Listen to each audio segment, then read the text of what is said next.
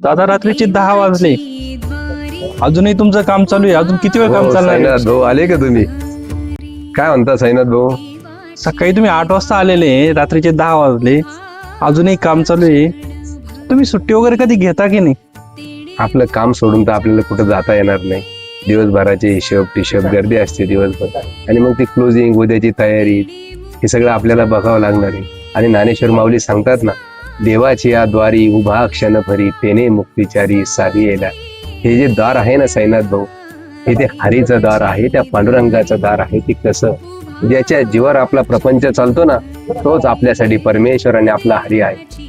आणि मग त्याची सेवा करण्यात जो आनंद मिळतो ना, तो खऱ्या अर्थानं मुक्तीचा आनंद आहे. म्हणून देवाची या द्वारी उभा क्षण भरी, म्हणून ह्या देवाच्या दारात, ह्या हरीच्या द्वारात जो क्षणी उभा आहे ना, देवाच्या दारी उभा क्षण भरी, तेने मुक्तिचारी साधी येला.